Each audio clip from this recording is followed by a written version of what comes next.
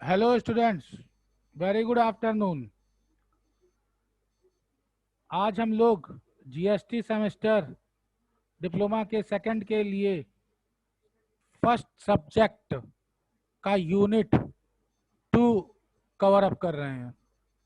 Sir कितना लंबा introduction दे दिया बेटा, है ही, अब क्या किया जाए। तो यूनिट 2 जो हम लोग कवर अप करने के लिए जा रहे हैं, इसमें मैंने आपको यूनिट 2 का एक इम्पॉर्टेंट कंटेंट करा दिया था। सर यूनिट 2 में एक इम्पॉर्टेंट क्यों, मैंने आपको बताया था कि आप लोग जो है इनरिचमेंट, अनजस्ट इनरिचमेंट कंटेंट को ध्यान रखिए, वो ओवरऑल कवरेज करता है और 3 सब्जेक्ट को कवर अप करता है। तो उसी के ही पार्ट में आपको स्क्रीन के ऊपर दिखाई दे रहा होगा provision of central goods and services act, जो चैप्टर 11 है। ये चैप्टर 11 किस चीज से रिलेटेड है? ये रिफंड ऑफ जीएसटी से रिलेटेड है। ये refund of GST chapter number 3 पे रखा है डॉक्टर विल्बुल विनोद जी ने, और ये इनकी बुक इस नेम से है, गुड्स एंड सर्विसेज टैक्स। इसमें पूरा का पूरा ये एक स्पेसिफिक कंटेंट ही अपने पोर्शन में रखा गया है, और मुझे लगता है कि यहाँ से अगर आप पढ़ेंगे तो आपके लिए काफ़ी अच्छा हो जाएगा। तो रिफंड ऑफ जीएसटी पे आते हुए हम पहले देखते हैं कि इस रिफंड का मतलब क्या है। एक तो इंग्लिश में मतलब है कि वापस होना, इंग्लिश पे हिंदी आपने कर लिया कि वापस होना रिफंड का। सेम यही टैक्स के लिए है। तो पहले हम एक एग्जाम्पल करेंगे, फिर मीनिंग और फिर डेफिनेशन। एग्जाम्पल इसलिए क्योंकि आपको इजीली ये सब चीज़ें समझ में आ जाएं। तो एग्जाम्पल नंबर 1 जैसा आपको स्क्रीन पे दिख रहा है, suppose that mister x was to deposit the GST 65,000, but my mistake and due to his employee negligence 6,50,000 deposit in the government account. तो 65,000 जाना चाहिए था, 6,50,000 चला गया, ज्यादा चला गया ना पैसा। Now Mr. X will have to take refund of 5,85,000 from the government. This will be called tax refund. तो क्या सर हर बार जब हम ज्यादा दे देते हैं तभी हमें टैक्स रिफंड होगा, या ऐसा गलती से दे देते हैं? पहली बात जो आप लोगों को समझ में आएगी, जब हम लोग ज्यादा दे देते हैं तब टैक्स रिफंड होता है, या फिर जो ऐसा पोर्शन जिसका कि अब यूज ही नहीं किया गया है तब ये रिफंड होता है। अभी उस कंडीशंस के ऊपर आएंगे। सेकंड एग्जांपल एक और देखते हैं। Due to mistake and supply variance presuming supply to a supply within the state, CGST and SGST has been charged and paid to the concerned account। मान लिया कि इंटर स्टेट का था, उत्तर प्रदेश के हम लोग हैं, तो उत्तर प्रदेश के अंदर ही गुड्स को सेल किया गया है, और इसको मानते हुए CGST और SGST दोनों ही टैक्स का पेमेंट कर दिया गया। But later it was revealed that the related supply was inter state supply and caused IGST to be paid. In this situation, the deposit of CGST as GST in the past will be refunded। क्यों? क्योंकि आपको IGST देना था। तो आप कह सकते हैं सर ये आपस में पोर्टल पे एडजस्टमेंट नहीं है। ऐसा सेगमेंट जो है सिलेबस के पार्ट में तो मुझे नहीं मिला बताने के लिए कि डायरेक्टली जो है वो आप ट्रांसफ़र कर दें। हाँ, एडजस्टमेंट होता है कि जो सरप्लस वैल्यू है उसको आप किस तरह सट ऑफ कर सकते हैं, वहां पर ये ऑप्शन आपके पास अवेलेबल है। अभी तो जो बात हमारी हो रही है वो रिफंड की हो रही है। तो रिफंड में बात समझ लीजिए कि एक तरफ आपका टैक्सेबल पर्सन है, टीपी मतलब ये टैक्सेबल पर्सन है, और दूसरी तरफ जो है वो जीएसटी डिपार्टमेंट है। तो जब रिफंड की बात हो रही है तो इसका मतलब है कि यहाँ से यहाँ जो मनी है वो आपके पास आ रही है, चाहे ये मनी कैश फॉर्म में आ रही हो, चाहे वो अकाउंट टू अकाउंट आ रही हो। तो सर क्या कैश में आती है? कैश की तो बेटा यहाँ बात ही नहीं है, तो कैश आप नहीं करेंगे क्योंकि सारी चीज़ें पोर्टल के ही थ्रू है, सब डिजिटल ही है, तो ये डायरेक्टली अकाउंट में आ जाएगी। सर किस रास्ते से अकाउंट में आएगी? सर तो बेटा जी जिस रास्ते से गई थी, मतलब आरटीजीएस भी दिया था तो ये भी ऑप्शन हो सकता है। तो अब जैसा पेमेंट आपने किया है और जैसा डिपार्टमेंट को समझ में आएगा उस मेथड को यूज करके आपको रिटर्न कर दिया जाएगा। तो ये तो हुई बात अभी एग्जाम्पल की। अब थोड़ा सा टेक्निकल टर्म पे आते हैं और बुकिश लैंग्वेज में इसकी मीनिंग देखते हैं। Refund means any amount return by government that was either paid in excess, ज़्यादा दे दिया था, और was not eligible as tax, tax नहीं लगना था तो टैक्स दे दिया। Refund of tax is one of the most important provision of any taxation law. बाकी ये सब अपने आप पढ़ लीजिएगा, मीनिंग सिंपल इतनी ही है कि जो एक्सेस पैसा है उसको वापस कर दिया जाता है। थोड़ा सा जो ध्यान आप दे सकते हैं और वो इस यहाँ पर in goods and services tax need of refund arises when a supplier has accumulated input credit but there is no corresponding liabilities to pay tax। Sir इसका क्या मतलब है? इसका मतलब हुआ कि बेटा अगर आईटीसी इकट्ठा हो चुका है, हाँ सर हमको पता है कि जो आईटीसी होता है वो हमारे लिए एसेट्स होता है और जो हमारे ऊपर लायबिलिटीज है, हमने जो टैक्स कलेक्ट किया है उसके ऊपर माइनस करके पेमेंट करते हैं, मतलब नेट के लिए हम इसको यूटिलाइज करते हैं ताकि हमको गवर्नमेंट को टैक्स कम पे करना पड़े। जो पीछे टैक्स पे कर रखा है उसको हम माइनस कर देते हैं। बिल्कुल ठीक आप समझिए आईटीसी। तो इसका मतलब है कि आप जो आईटीसी बता रहे हैं उसमें ये मतलब हुआ कि हमने जीएसटी कलेक्ट किया। हाँ सर हमने जीएसटी कलेक्ट किया, ठीक, यही आप कहना चाह रहे हैं। जीएसटी कलेक्ट कब किया? जब हमने सेल किया। ठीक सर ये भी सही है। तो हमने 10,000 जो है वो जीएसटी कलेक्ट कर रखा था। आईटीसी हमारे पास पहले से कितनी थी? सर 8,000 मान लेते हैं। तो ये 8,000 हम कलेक्टेड से माइनस कर देते हैं। अब जो हमारे पास बैलेंस बचता है वो हम गवर्नमेंट अकाउंट में ट्रांसफर कर देते हैं, मतलब गवर्नमेंट को पे कर देते हैं। ट्रांसफर क्या, पे कर देते हैं। हाँ सर यही 2,000। तो बेटा जी आप ये समझिए कि जो आईटीसी है इनपुट टैक्स क्रेडिट, ये हम एज ए एसेट्स काम कराते हैं और इसको हम लेस करते हैं। हाँ सर यही तो हम इतनी देर से कह रहे हैं कि लेस करते हैं, मगर किससे लेस करते हैं ये इंपॉर्टेंट है।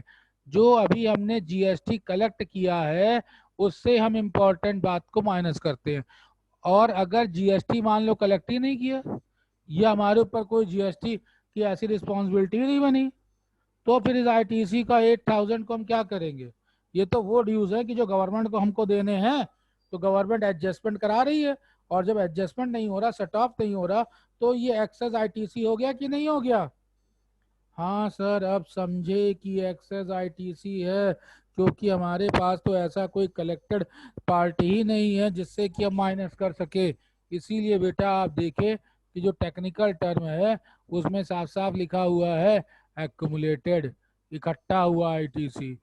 इतना हो गया कि कोई करस्पॉन्डेंस लायबिलिटीज नहीं है जिससे कि हम लोग इसको मैनेज कर सकें। तो ये रिफंड का पार्ट है कि एक्सेस आईटीसी आपको वापस मिल जाती है, या फिर जो आपने एक्सेस पे कर रखा है वो, या आप लायबिल नहीं थे और आपने टैक्स दे दिया। तो ये आपने मीनिंग पढ़ी।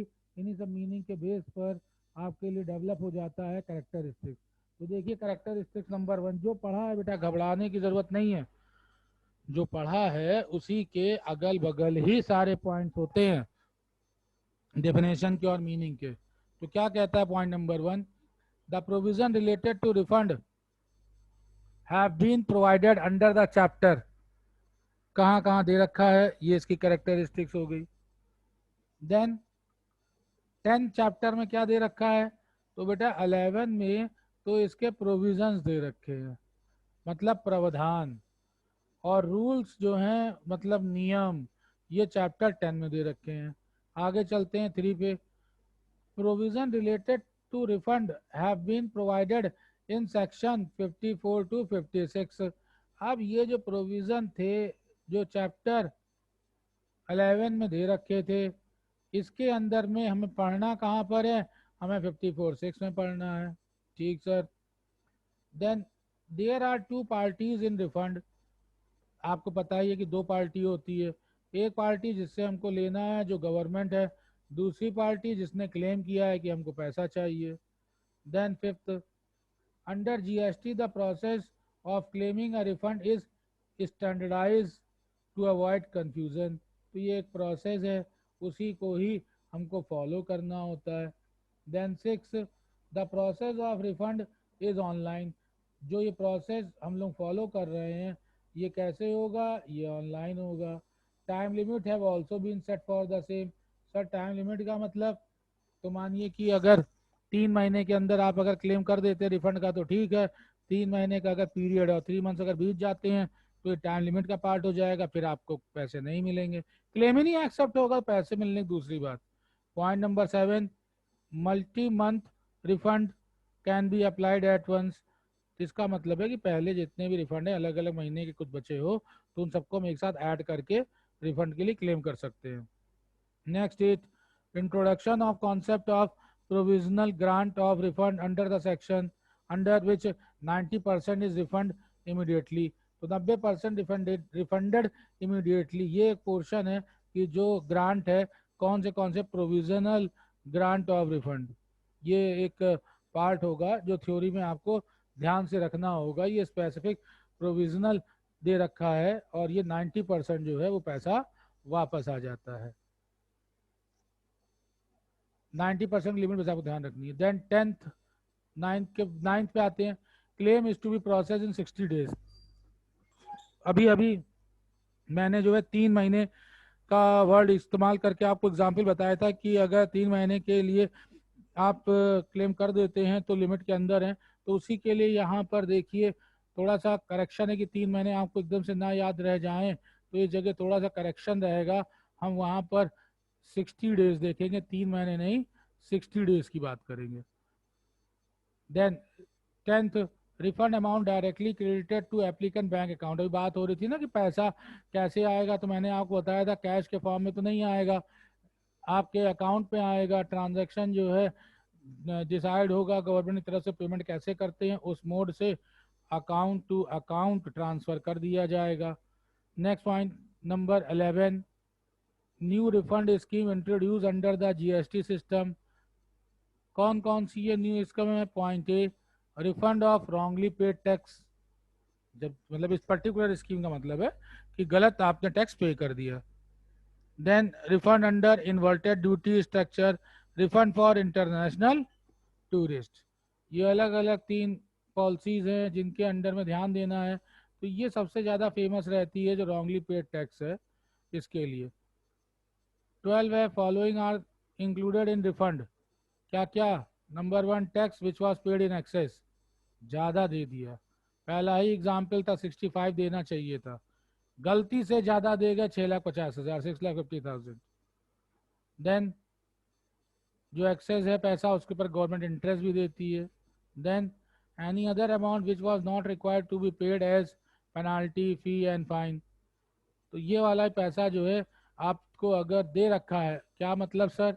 आपके ऊपर अगर कोई पेनाल्टी जब लगा दी गई जब बल्कि नहीं होनी चाहिए थी, कोई फ़ी आपसे ले ली गई जब बल्कि नहीं होनी चाहिए थी, किसी तरीके का कोई फ़ाइन लगा दिया जो कि नहीं होना चाहिए था, तो अगर ये सब आपने गवर्नमेंट को दे रखे हैं और फिर बाद में पता चलता है कि इनकी कोई ज़रूरत नहीं थी, तो ये सारे के सारे अमाउंट इनके जो होंगे, पेनाल्टी के हों, फी के हों, फाइन के हों, सब आपके अकाउंट में ट्रांसफ़र किए जाएंगे। देन नेक्स्ट आते हैं कि अच्छा ठीक है सर, क्लेमिंग 60 डेज समझ में हम लोगों को आ गया, और क्या कोई कंडीशन इसके ऊपर हो सकती है? बिल्कुल हो सकती है। तो वो क्लेमिंग की क्या क्या कंडीशन रिफंड की, अब उनके ऊपर हम लोग बात करते हैं। जैसा कि आपको हेडिंग में दिख रहा है, condition for claiming refund. Number 1 की बात होती है, in case of export of goods on payment of integrated goods and services tax. आपको मालूम है कि एक्सपोर्ट अगर करते हैं तो इंडियन की तरफ से आउटसाइडर्स को दिया जाएगा। सपोज करिए कि हम एक्सपोर्ट कर रहे हैं, तो एक्सपोर्ट हम इंडिया से कर रहे हैं क्योंकि ये इंडिया का एक्ट है, तो इंडिया की बात होती है।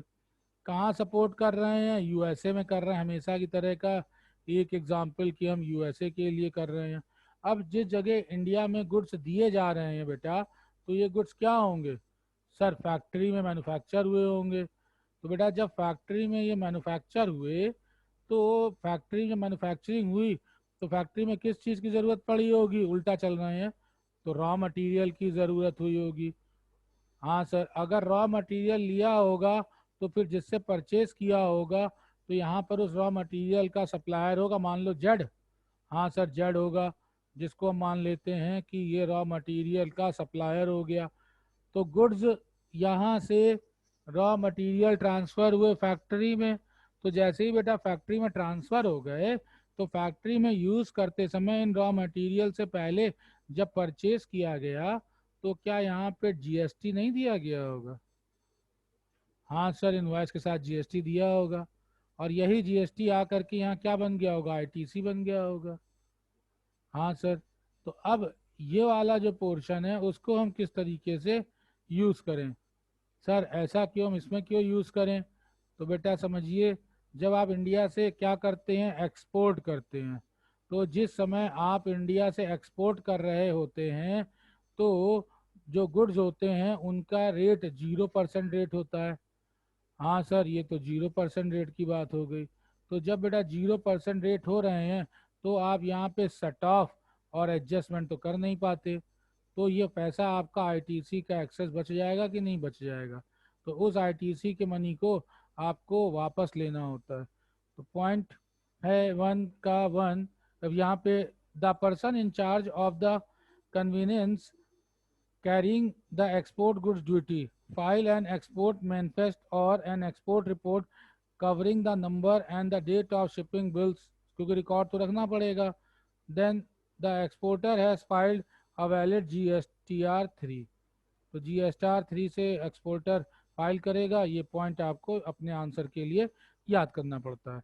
ये स्पेसिफिक केस कौन सी है? स्पोर्ट्स की बात हो रही है, फंड के लिए। तो फिर से समझ लीजिए, एक्सपोर्ट के लिए जब हम बात करेंगे तो इंटीग्रेटेड गुड्स एंड सर्विसेज के ऊपर जो टैक्स है उनकी बात हो रही है, क्योंकि डेस्टिनेशन बेस्ड हम लोग टैक्स चार्ज करते हैं। आगे आते हैं। अच्छा, अगर सर एक्सपोर्ट की बात नहीं हो, मान लीजिए कि हमारे पास एक्सपोर्ट हुआ ही नहीं, तो फिर हमें और कौन कौन सी बातें याद रखनी होंगी? उसके लिए देखिए अदर केसेस हैं, क्या क्या बातें आपको याद रखनी है। Conditions number 1, application must be made within 2 years from the relevant date. एक लिमिट आ गई। एप्लीकेशन जो है वो 2 साल के अंदर सबमिट हो जानी चाहिए। सर अभी तो 60 डेज की बात हो रही थी बेटा। 60 डेज तो पीरियड है ना, जो हम लोगों ने 60 डेज की बात करी। यहाँ पर तो रिफंड का आप एप्लीकेशन दे रहे हैं। देन पॉइंट नंबर, फिर से देखिए समझ लिए, कंफ्यूजन जरा सा ना रहे। देखिए जो 60 डेज की बात थी हम उसकी बात करते हैं। वापस लाते हैं आपको। Claim to be processed in 60 days. तो ये जो क्लेम है ये किससे रिगार्डिंग है? की factor of refund of goods and services. तो ये रिफंड ले रहे हैं उसके लिए जो की फैक्टर था वो ये बात करी गई कि क्लेम जो है वो हमारा 60 दिन के अंदर कंप्लीट होना चाहिए, जो प्रोसेस में है वो पहुंचा देना चाहिए। और यहाँ पर जो बात हो रही है वो देखिए, ये जो रिफंड की बात कर रहे हैं हम किसके लिए? ये इंटीग्रेटेड गुड्स एंड सर्विसेज के केस की बात हो रही है। तो जब इंटीग्रेटेड गुड्स एंड सर्विसेज और एक्सपोर्ट के अलावा कंडीशन की बात हो, तब यहाँ पर application must be made within 2 years from the relevant date. तो ये जो रिलेवेंट डेट है जिस दिन से डीलिंग हुई है उसकी बात करता है। Then GSTR 3 for the relevant date, यहाँ पे GSTR 3 जाएगा। Outward supply are not nil in case of goods exported, क्या क्या ध्यान देने हैं? They were subjected to export duty. No drawback of central tax, duty drawback इनके ऊपर नहीं मिलेगी। In case of casual taxable person और net non resident taxable person, all monthly returns have been filed during the period of registration. सारी चीज आनी चाहिए। 6 कहता है in case of CGST, SGST and UTGST paid on intra state supply but held as inter state supply, the appropriate amount of IGST has been paid.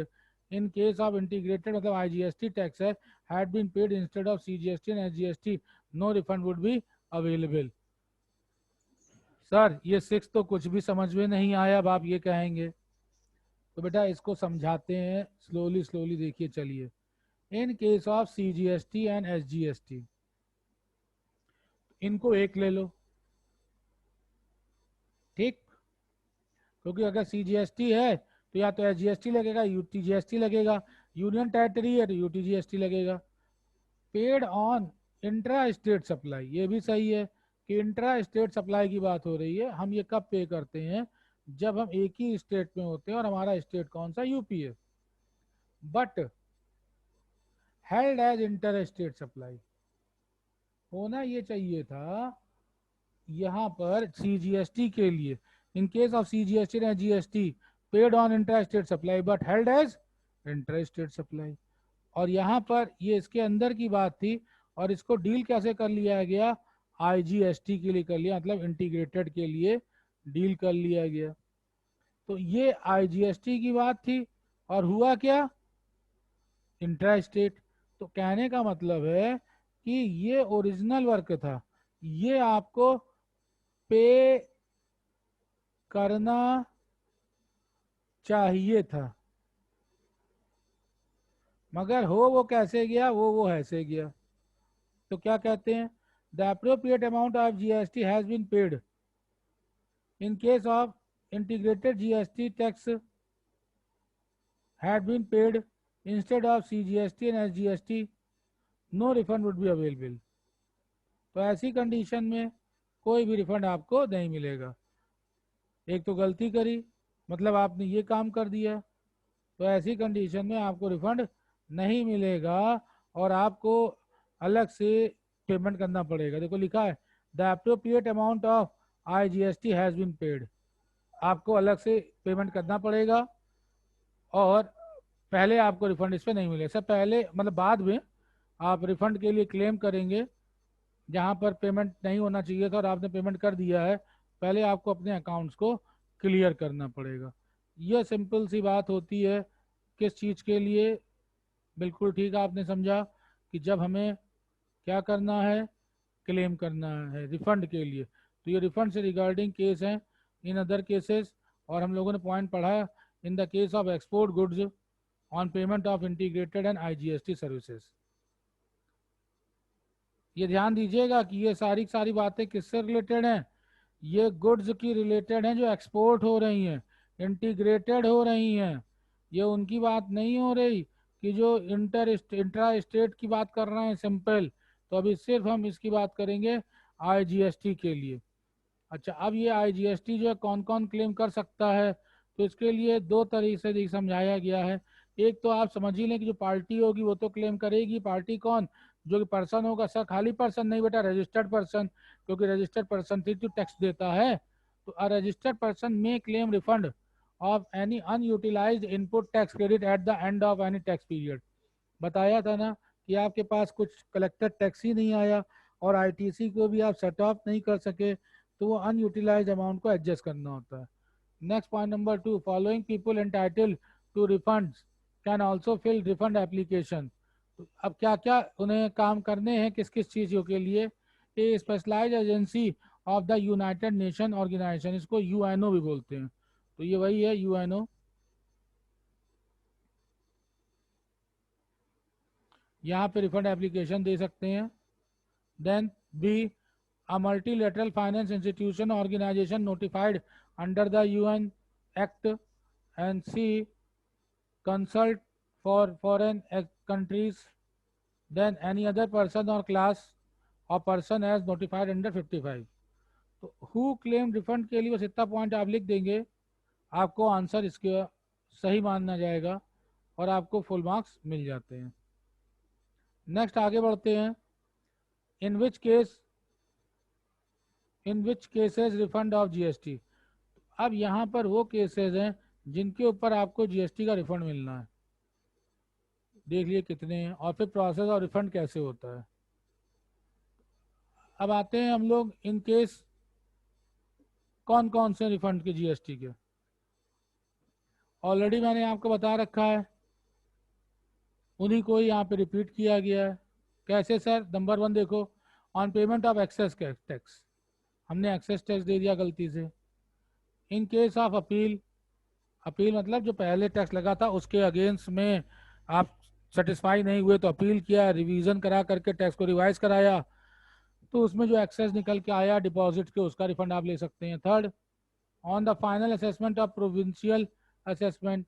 तो जब हम provincial assessment करते हैं तो प्रोविजनल असेसमेंट में फाइनल असेसमेंट के बीच का difference, मतलब यहाँ पे मान लीजिए कि पैसे 80,000 रुपये थे और बाद में पता चला 70,000 रुपये निकल करके आए, तो जो एक्सेस मनी है उसको रिफंड कर दिया जाता है। Point number 4, deposit of tax on purchase made UNO, embassy, CSD, अभी आपने पढ़ाई था यूएनओ के लिए, इंटरनेशनल लेवल के लिए। इसके बाद है refund of tax given on the raw material used in preparation of tax free product, क्योंकि टैक्स फ्री प्रोडक्ट है तो ये तो टैक्स कलेक्ट ही नहीं करेंगे, टैक्स नहीं कलेक्ट करेंगे तो एक्सेस आईटीसी होगा, एक्सेस आईटीसी कोई वापस लेने की बात कर रहा है। Next point number 6, amount of unused ITC available in electronic credit ledger, balance पैसा जो आपके पास बच गया ये उसकी बात कर रहा है आईटीसी का क्रेडिट लेजर में। Then 7th, ITC refund for export of goods, मैंने ऑलरेडी बताया अभी एक्सपोर्ट वाला सेगमेंट जो पढ़ा रहा था। Demand deposit, demand export, demand deposit नहीं demand export. Then point number 9, ये आपका रिलेटेड है किसके लिए, इंटर स्टेट रिगार्डिंग में जो सप्लाई है उससे रिलेटेड। 10th जो है वो स्पेशल इकोनॉमिक जोन जो बनाए गए हैं वहाँ से कैसे क्लेम लिया जाएगा, या उनको सेल किया है तो कैसे क्लेम लेंगे, क्योंकि ये तो टैक्स फ्री जोन है, वहाँ टैक्स वैसे ही नहीं लगता, मगर गुड्स जो इनके पास ट्रांसफर होकर के गए हैं उसके ऊपर तो टैक्स दिया गया होगा। Then 11, due to decision of the appellate authority tribunal, appeal के अलावा भी कोई केस अगर गया और उस पर अपीलिएट अथॉरिटी है या ट्रिब्यूनल है या कोर्ट ने कोई ऑर्डर दे दिया तो वो भी मान करके रिफंड करना होगा। देन रिफंड ऑफ टैक्स सेवा भोज योजना, ऑब्जेक्टिव होता है ध्यान रखना होता है, इतना याद नहीं रखना आपको। Then due to foreign tourist, and last one, even after the issuance of advance tax payment but the supply such goods and services not done. तो एडवांस टैक्स पेमेंट जब चैप्टर मैंने बताया था और उसकी वीडियो लिंक में समझा भी रखा था कि यहाँ पर आपको रिफंड वाउचर लगाने होते हैं, क्योंकि आज की डेट में आपने कोई पैसा एडवांस ले लिया और अगले महीने गुड्स डिलीवरी करने की बात हुई थी तो टैक्स जो है वो आज की डेट से तो काउंट होकर के पूरा चला जाता है, काउंटिंग में आ जाता है, मगर जब आगे चल करके गुड्स आपने डिलीवरी नहीं किए तो जब डील ही फाइनल नहीं हुई तो फिर टैक्स किस बात का, मतलब जब सेल ही नहीं हुई तो टैक्स किस बात का, तो वो जगह एडवांस वाला टैक्स की बात होती है, उसके भी रिफंड के लिए यहाँ पे बात करते हैं। तो अभी तक हम लोगों ने आज पढ़ लिया रिफंड से रिलेटेड जो इम्पोर्टेंट कंटेंट थे। अब बाकी बात करेंगे हम लोग अगली क्लास में, जिसमें हम लोग पढ़ेंगे प्रोसेस ऑफ रिफंड। आज हम लोगों ने प्रोसेस नहीं, आज हम लोगों ने प्रोसेस के अलावा जो कंटेंट है उनको समझा। समझने का मतलब कि कब रिफंड हो सकता है, कब क्लेम और कौन क्लेम कर सकता है, किस किस केस में जो है कंडीशंस आपको कंप्लीट करनी होती हैं। तो अभी हम लोगों ने जो कंडीशन है वो इंटीग्रेटेड गुड्स एंड सर्विसेज की बात करी, आईजीएसटी की कंडीशन। आईजीएसटी गुड्स जो है वो एक्सपोर्ट के केस में यूज होता है, हमने वो वाली कंडीशन कवर अप करी है। इसके अलावा अभी और हैं जिनको हम लोग अगली क्लास में कवर अप करेंगे। Thank you all of you, आप लोगों का बहुत बहुत शुक्रिया।